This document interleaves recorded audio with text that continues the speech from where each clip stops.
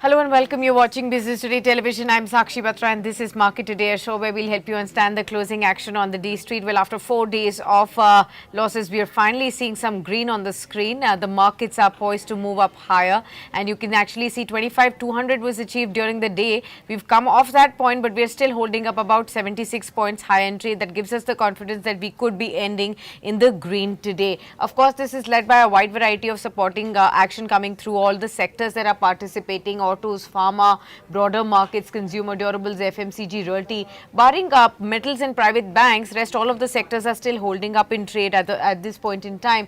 Top movers on the Nifty are Hero Motors, Sun Pharma, Bajaj Auto, whereas on the declining side you have HCL Tech, Eternal, SBI Life Insurance and HDFC Life as the key stocks that are declining in trade at this point as well. Of course, the good part is that yesterday when we saw in the second half of the trading action, it was the broader markets that picked up momentum. They have continued to sustain that momentum. If you look at the small cap index, that's up by 0.8% and even the mid caps are up by 0.7% odd. So that's driving the momentum. So the broader markets are coming back into action as well.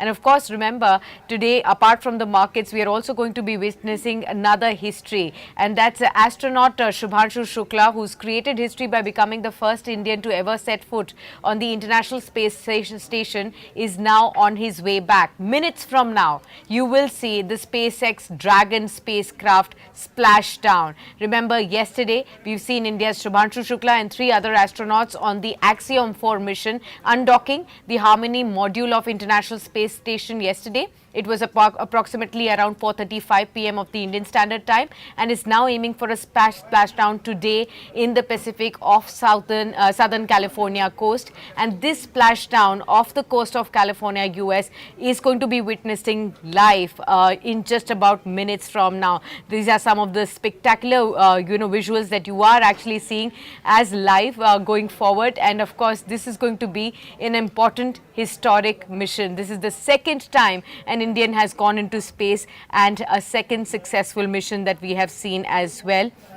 In fact, what we're also seeing is that Shubhanshu Shukla's mission was one of the key experiments that he did was to conduct during his time at ISS involved the study of space microalgae and to understand their potential to produce food, oxygen, biofuels. Their resilience and versatility could be useful in supporting the human life on long duration missions to space as well, performing centrifugation as well as cyanobacteria. Shukla was also compared to strains of these microorganisms as well, aiming to understand how microgravity affects their growth. So there you have it. You are actually seeing the live visuals on your screens of welcoming back our India space hero as he returns back on a splashdown. You can see those parachutes bringing down the SpaceX Dragon, and he's returning to India safely on that splashdown that could happen in just a minute from now. 2 minutes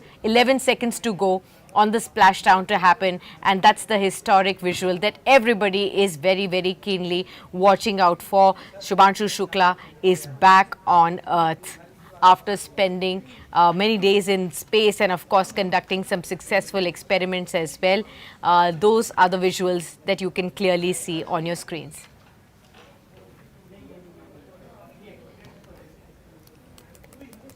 Today's specific splashdown is that it's occurring at night. Sensex Dragon 800. Copy, 800 meters. 800 meters remain for the splashdown to happen now. Commander Peggy Whitson confirming the spacecraft's altitude as it's making its descent into the Pacific Ocean just off the coast of San Diego in Southern California.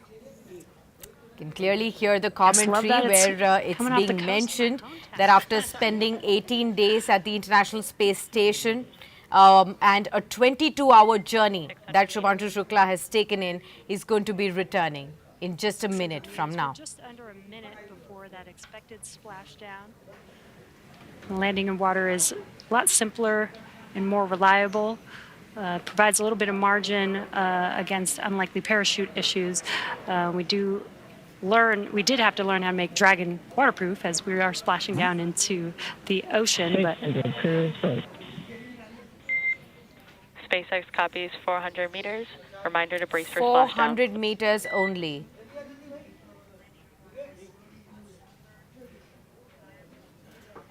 After spending 18 days on the ISS, the International Space Station, during which he went around 288 times around the Earth, astronaut Shubhanshu Shukla and his colleagues on the Axiom 4 mission have now successfully That's a pretty cool view. come back to India and come back to the Earth. Not to India, but to the US. The vehicle signature Off through the things like coast of cloud layer and any California, kind of in the atmospheric Pacific disturbance Ocean, allows rather. us to maintain visual contact with the vehicle as it's making its final descent towards water This is the level. final descent, viewers, And that it's a you are little watching. foggy, as you can see there. The Pacific fog is rolling in. We've got some very bright lights as Dragon, you can see the ocean there. Dragon is about to touch down in just a few seconds here. And working their way towards the vehicle are the SpaceX and Axiom support teams that will be present for the next phase of our And splashdown there you coverage have today. it. At this point, we'll be waiting for confirmation of That's the crew's, the historic safe landing, and then splashdown, we'll move viewers, into the that you are phases of seeing of this mission, which on are your really, screens let's recover right vehicles, now. recover The crew, make spacecraft named assessments, Grace and that undocked from ISS And we yesterday have splashdown is of making the a AX4 splashdown in the crew Pacific back Ocean on off the planet coast Earth. of California in the US right now. SpaceX Dragon splashdown. We are in stable one. All right, so that was the historic visual that we brought in for all of you in case you are interested in watching the entire journey from here. And of course, as is being seen, at the space stations controlling the spacecraft as well. Well, you can definitely go on to the live that's also on Business Today. But we'll get back to the markets after that historic visual. And we are welcoming back Shubhanshu Shukla on Earth. Days in space, 25,170 for the Nifty right now. Let's welcome our guest on board. Mr. G. Chokalingam is now joining in on the program with us to share with us his views on the markets. Mr. Chokalingam, warm welcome. Good to have you with us. Historic moments there that we witnessed for all our viewers also. This was definitely an exciting one. 18 days into this space, a lot of experiments successfully done, and a splashdown that we just witnessed right now after a 22-hour journey. But coming back to the markets, what is it that is exciting you at this point in time, sir? Last 2 to 3 weeks have been absolutely, range bound, consolidative. Markets just trying to understand, which way should they be, moving up. And after 4 days of losses, today there is some green. Broader markets are actually at the helm of taking this, leap after some days. What would you say in the market, sir? Yeah, so before that, it's a really proud moment for all Indians. Congratulations to Mr. Shukla. Now, coming to the market, definitely after a long gap, we are seeing some green momentum, which I was expecting. The most important three triggers for the market, one, as all of us know and discussed repeatedly, is India's growth story above 6.3, 6.5%, which would be the fastest among the major economies. So that would be constantly a driving force for bringing in optimism to the Indian equity market. The second is the monetary policy trigger. Now, what is happening on the monsoon front is really amazing. We have so far about 10% surplus rainfall, and that has led to a very high level of water storage in the major reservoirs, and that again led to increase in the Kharif area. There is 6% increase in the Kharif sowing area on year-on-year basis. And then we have seen the inflation rates, both retail and wholesale, coming down to some record levels. So all this would augur well for pushing the monetary policy trigger as well for the market, which would mean that we are certain to see the reversal of interest rate cycle continuing quite aggressively in the current fiscal year. In fact, I would expect even another 75 to 100 basis point cut in the interest rate. So this would be the second trigger, which is getting strength now because of a good monsoon and inflation rates going down. Third trigger, which we are yet to witness, is the signing of the trade deal with the US.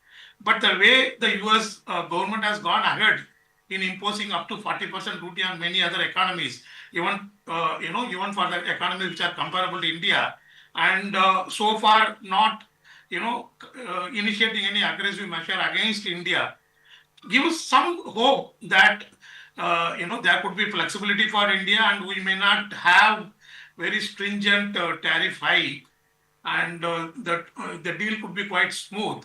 So this is the third trigger the market is waiting, and if the way we are expecting really happens, I think the market would take off vertically. Uh, so at least another 8 to 10% upside is there in the current fiscal, and that would depend upon the trade deal. But I am quite optimistic that that would be signed. So therefore, I remain quite optimistic in the short term, but as I've been saying, that the Sensex and Nifty stocks have what I call single-digit volume growth syndrome.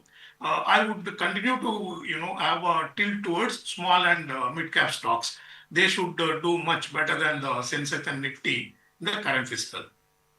Okay, fair point.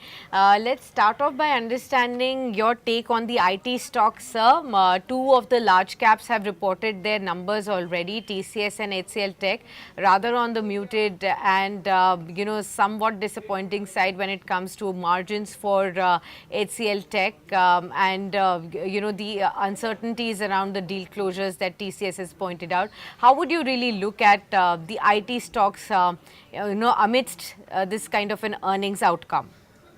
Yeah, if I recall 90s or even early 2000, after 2000 dot-com bust, there was nothing to stop IT sector from growing 30 to 60% year-on-year basis, even the revenues and profits. But now the opposite is happening. In the last 2 3 years, nothing is helping the IT sector to grow in double digit in dollar revenue term.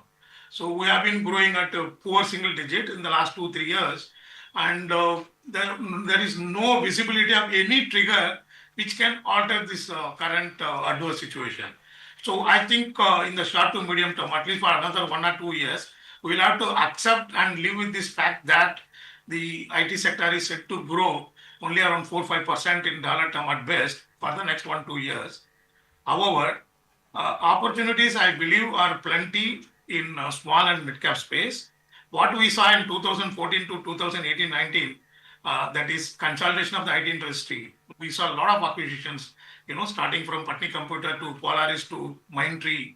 So many companies, including Emphasis, they were all taken over, merger and acquisition, and also part of consolidation by the large companies.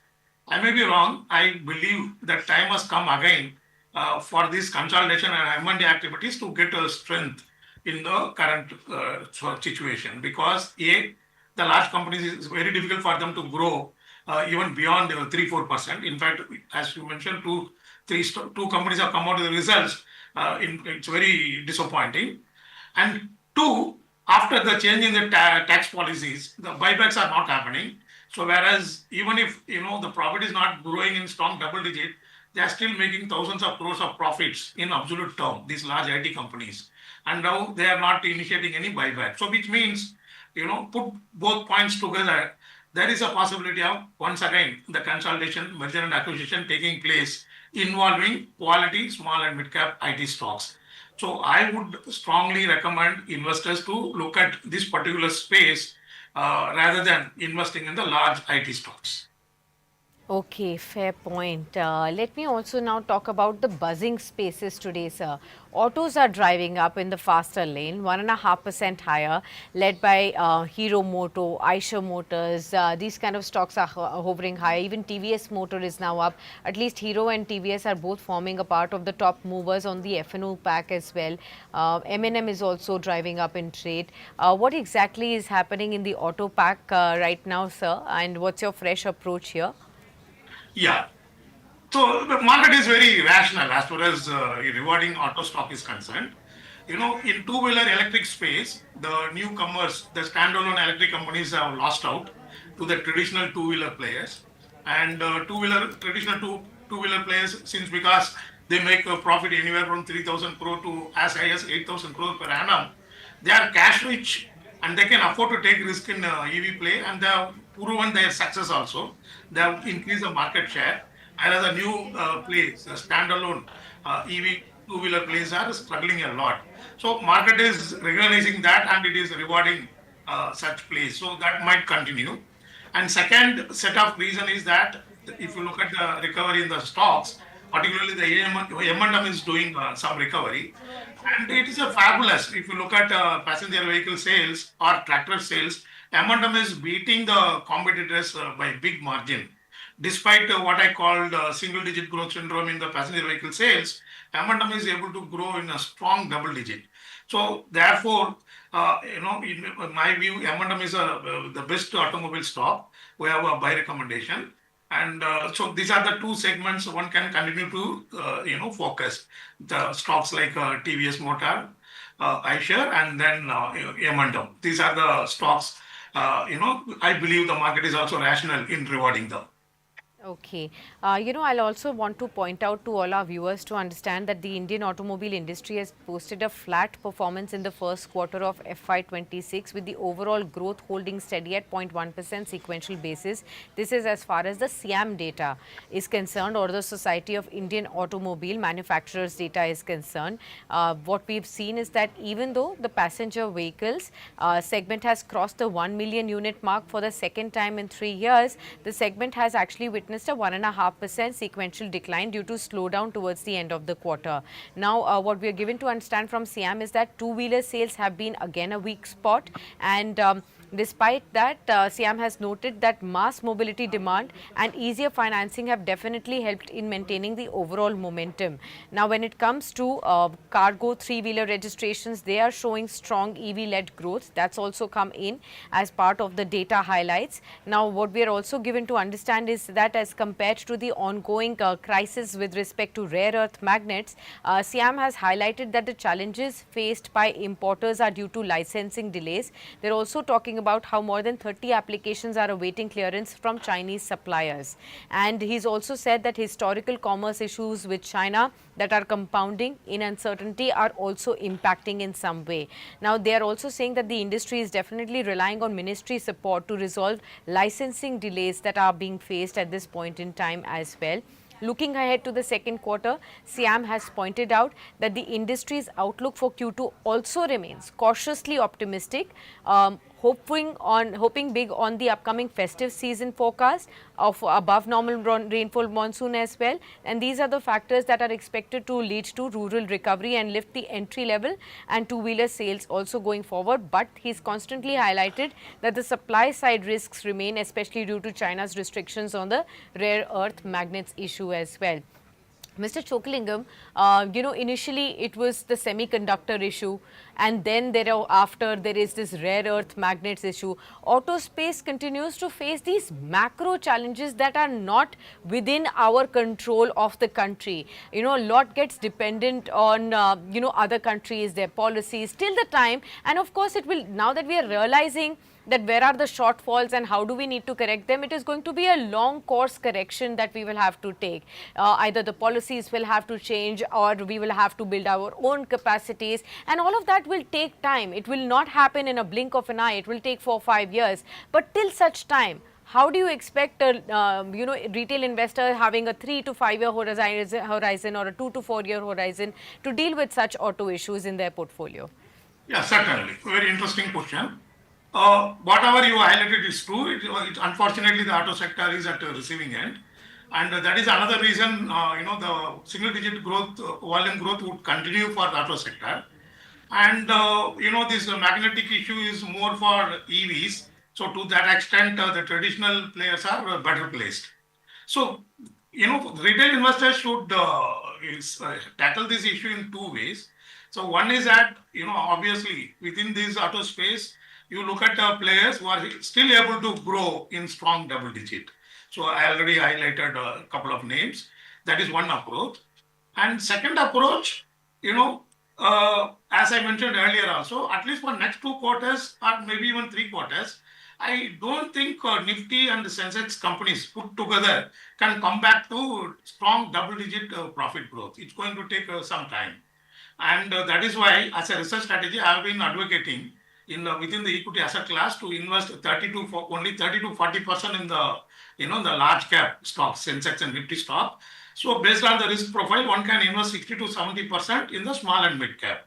But again, the investors have to be very cautious unless they have the professional skill to identify quality stocks. They should go to mutual fund. If at all they have a ability to identify, they should not compromise on the quality of the management, quality of the balance sheet, quality of the working capital management, and valuation comfort zone, and also the track record of listing in the market. These are the 4 5 parameters they should definitely. Why I am stressing this is that, when Sensex and Nifty stocks have this problem of, not able to come back to double-digit earning growth as a category as a whole, you have more than 4,000 small and mid-cap stocks. There are a lot of, unique stories available in terms of the growth, in terms of the deep value, in terms of the investment holdings, in terms of even merger and acquisition possibilities. Because there's a lot of big companies are trying to become a bigger companies. So that will also throw the opportunity. They already thrown opportunities on a selective basis. So that should be the approach. And finally, it is very good to see that the government is also very proactive, in coming out with the PLI, encouraging investment in semiconductors and magnetic areas. So I am sure, within a year or so, we should be able to come over this constraint. But till that time, what I highlighted could be the strategy by the retail investors. Okay, fair point. Let's now dig a little deeper into some of the companies that are reporting their numbers, and let's take a view on that also. Mr. Choklingam, PSU Banks is coming to our focus. Bank of Maharashtra came out with the numbers today. Q1 results did indicate that the asset quality is stable, but slippages have risen from March quarter as well, as we understand.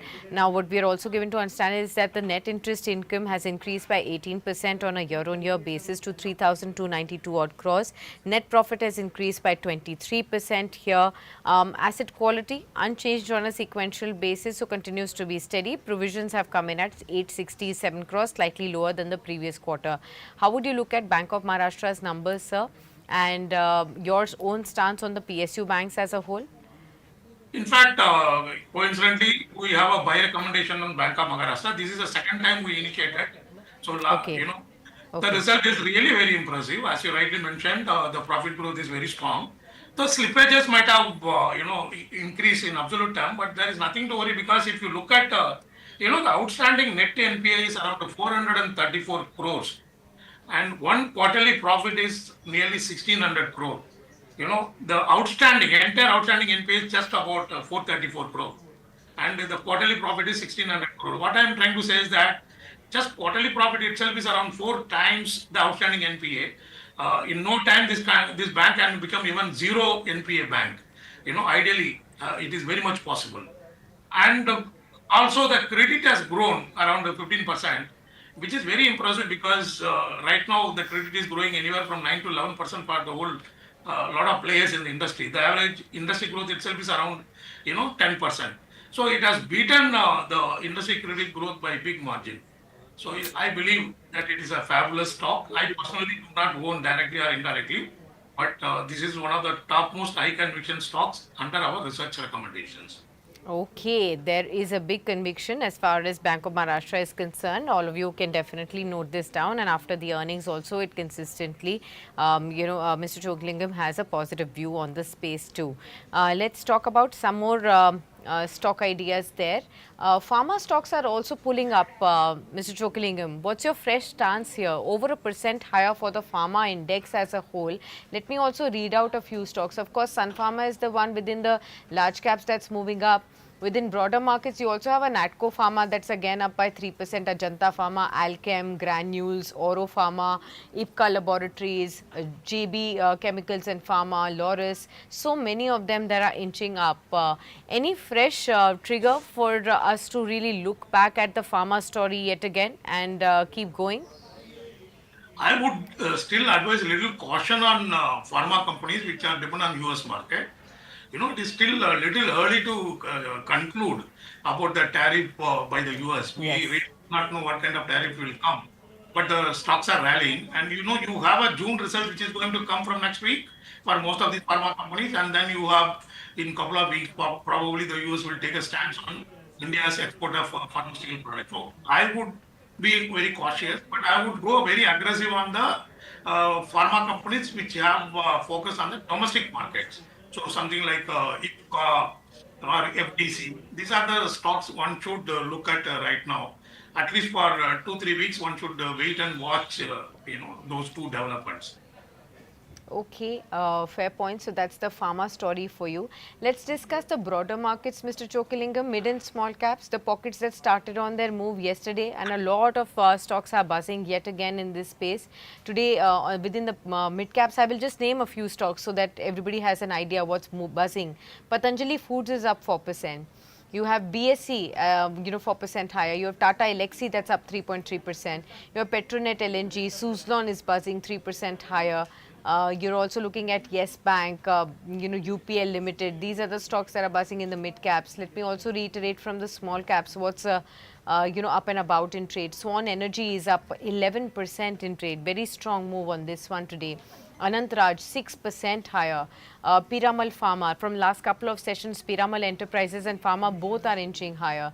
Crompton Greaves, Aadhar Housing Finance, Godfrey Phillips, that's another one that's actually moved up very substantially over the last couple of months as well in trade. Newland Laboratories, you remember yesterday 20% surge and today another 3.5% higher. PG Electroplast is also another one that's moving up.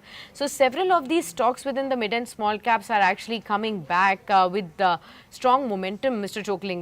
What will catch your attention within this basket, sir? So a couple of stocks are looking good, something like S Bank one can, but many other stocks I have not studied. But I would like to say that, once again the overall market cap has hit 460 lakh crore, and from February we have recovered 75% of the losses. In February 2025, the market lost 100 lakh crore from last year peak record high level. So out of that, 75% is already recovered. Now it is 460 lakh crore, which is around 135-140% of our India's GDP. So definitely the moment it touches and close to 150% of the GDP, please be assured that the liquidity concern will come. It is very difficult to continue to support the massive rally in the stocks.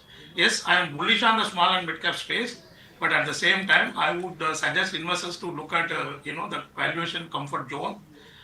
Don't miss it, because what we saw in September would again happen once again. Even though 70% recovery is there are many stocks which saw a record high. They are bleeding even now. They are down even 30%, 40%, even 60%. So I don't know whether those stocks will recover fully forever. So that is a lesson one should take, and don't miss the valuation comfort zone while chasing the small and mid cap stocks.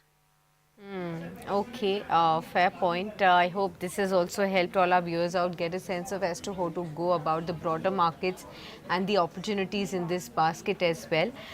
Godfrey Phillips specifically, I wanted to ask you, I think in the last 6 months the stock has already gone up by about 100 odd percent, sir. A strong rally has come in. Will this have more upside, or is it time to now get a little caution in place? Fundamentally, there is no valuation comfort, but the retail float of the stock is very small. So, one can sell in phases as the stock starts moving up from here. As you rightly said, it has already rewarded phenomenally. So, one should sell in a phased manner as the stock further moves. Okay, fair point. I hope this has also helped you out, viewers, in getting some sense there. Apart from this, towards the end, Mr. Chokalingam, I'll ask you to probably bring up any key stocks or sectors that you have recently researched for our viewers, sir, and that you could highlight where our focus could be over the next medium to long term, sir. Yeah, I would suggest two stocks, but then, they will not run up the way some of the stocks you have mentioned now. They take their own time, but then, you have the valuation comfort zone, quality of management, quality of balance sheet, all that. So, East India Hotel, this is one stock we have initiated. Personally, I do not own. I believe that for medium to long term investment, East India Hotel, EIH Limited, is a fabulous stock. Very interestingly, the Reliance and the ITC group, they have together, they hold more than 30% stake in the company. And if you look at the latest annual report of EIH Limited, there are more than 13-14 new projects, hotel projects coming up. And they are all expected to be commissioned in 26 to 2029. So there's a lot of growth potential. And in terms of EV to EBITDA valuation, it is the cheapest among Indian hotel, ITC hotel, and the other hotel, Bangalore-based hotel, which was recently listed. The second stock is Jyoti Lab. It has crashed a lot from 52-week high. Okay. I like this stock because enterprise value to branded sales is around 4 times. Many other FMCG branded sales companies are trading up to 6 to 8 times or even more. So compared to that, Jyoti Lab is very attractive. I believe, yes, even this FMCG company may not come back to double digit, but within single digit, it should improve. It should improve close to 10% growth with a good monsoon and rural economy picking up thanks to robust monsoon. So these are the two stocks which I have initiated recently. Personally, I do not own, but we have recommended these stocks to our clients. Okay, fair point. I hope this has also given a lot of understanding to all our viewers who've been looking at deeply researched long-term, stocks that one can look at adding to their core portfolios as well. 327, we will thank you, Mr. Chokalingam, for being with us on the program and, like always, helping us out with your insights on the various pockets in the markets we've discussed. Thank you. All right, viewers, we'll start looking at the market yet again. 25,222, 140 points higher. We are at the day's high point yet again. So we are on course to ending the day of Sensex expiry in the green. And you're actually seeing the India VIX, which is lower. So on this expiry, we've seen lower volatility. 4.4% of a decline on the India VIX. It's at 11.4 levels. Comfortable gains on autos, on pharma, on broader markets, PSU banks, consumer durables, Realty, FMCG as well.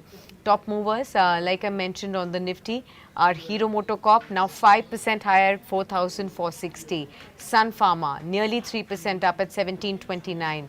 Bajaj Auto 2.8% higher. So all the two-wheelers, Hero, Bajaj, TVS, they're all up and about in trade today, and that's what the move is. Let me also pull up Ather Energy and Ola Electric from the EV two-wheeler place to see how the stocks are moving up. I think Ola Electric slipped about 5% after a 20% surge yesterday. Ather Energy was also slightly softer in trade. So it's the traditional two-wheeler companies that are buoyant in the market. Piramal Pharma also within the F&O segment that's higher in trade today, apart from Hero and TVS. We're also looking at KEI Industry, Patanjali Foods, HDFC, AMC. These are the stocks that are buzzing in the F&O market.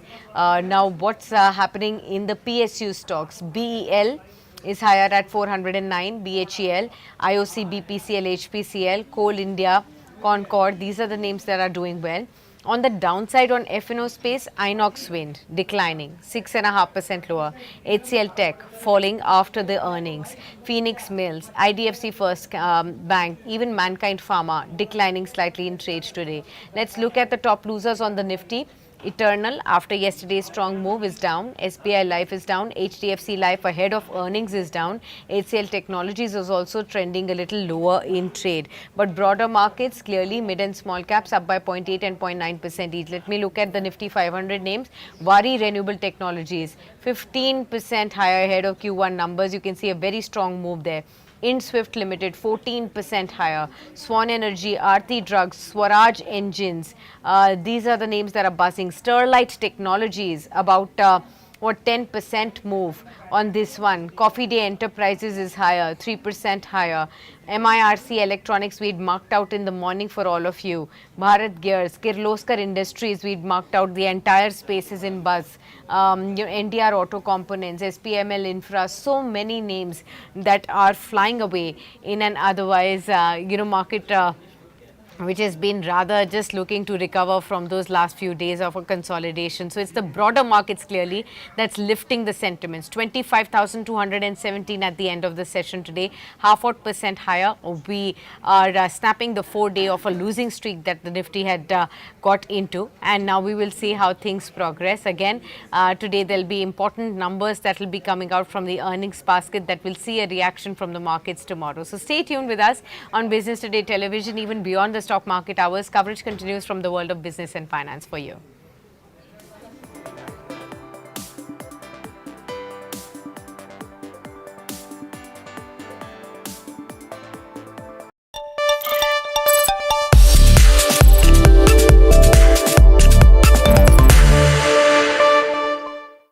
Hello and welcome. You're watching Business Today Television. I'm Sakshi Batra and this is a special edition where we are going to be focusing